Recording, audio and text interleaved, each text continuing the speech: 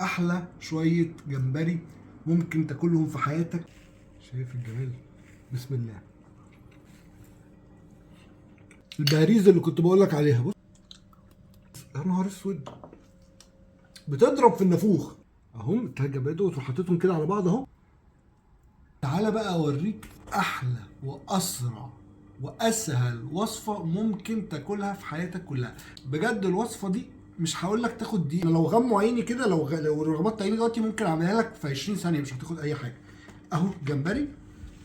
اول حاجه يا جماعه هنعملها، هننضف الجمبري، يعني هنشيل منه عرق الرمله اللي بيبقى في الظهر. هوريكم طريقه بكل سهوله. هنجيب خله سنان، ادي في الفقره اللي عند الديل اللي في النهايه خالص، وفي بعديها فقره تانية، وفي التالتة، وفي الرابعه. تمام. هنيجي عند الفقره الرابعه، هم مفصلين نفسهم، وهنعمل كده. هتفتح معانا الفقره الرابعه، هنروح مدخلين كده الخشبه ونطلعها من الناحيه التانية، وواحده واحده كده بالراحه، وبعد كده نسحبه لفوق كده اهو. هيطلع معاك بكل سهوله اهو.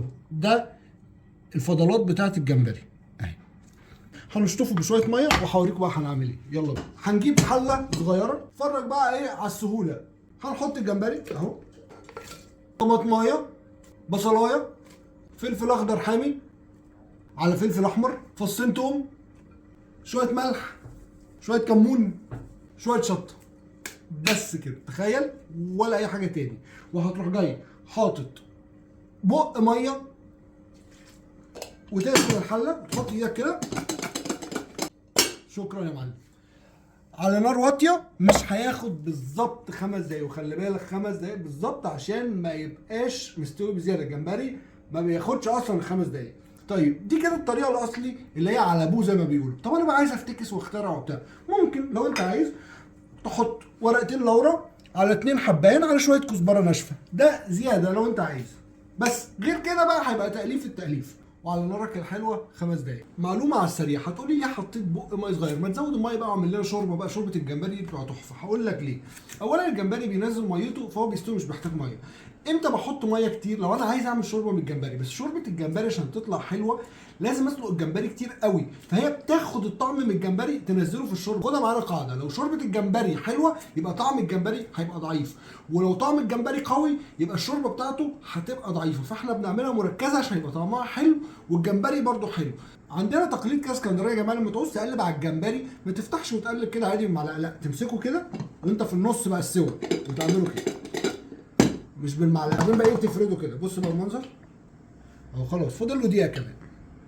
هتقول لي ليه التقليبه كده؟ اقول لك ما اعرفش، احنا توارثناها بالشكل ده. يا جماعه اللحظه الحاسمه، احلى شويه جمبري ممكن تاكلهم في حياتك، وحاجه سهله والريحه تحفه وحاجه فظيعه. يلا بينا بقى ايه، ندوق مع بعض ونشوف. شويه رز صياديه، شويه سلطه خضراء بالبصل، شويه طحينه عشان اللمه ايه تكمل معانا، وطبعا ايه النجم بتاعنا الجمبري. ادي الراس بتخلعها. قشر طبعا يتقشر معاك بسهوله عشان ايه مستوي مظبوط. شايف الجمال؟ بسم الله. بجد يا جماعه حاجه تحفه، يعني فظيع. تمام. بص بقى تعمل ايه بقى. في اصول لاكل الجمبري طبعا. ايه، تمصمص الراس عشان كلها بطروخ.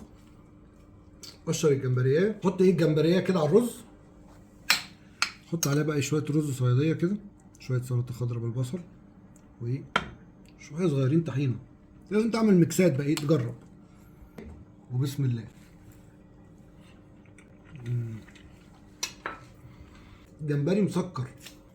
البهاريز اللي كنت بقول لك عليها، بص بص عامله شوربه قد ايه. شايف؟ دي البهاريز يا نهار اسود، بتضرب في النافوخ. ممكن بقى تاخد ايه البهاريز دي وتروح حاططها على الرز كده واديله الجمبريه دي كده ايه في الطحينه كده اهي. بص تروح كده.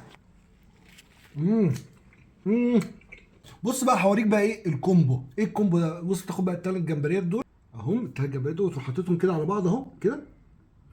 ده بقى ايه الكومبو، تروح عاملهم كده.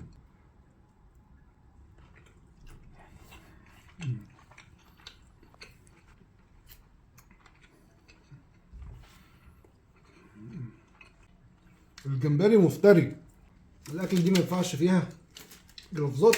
سلام.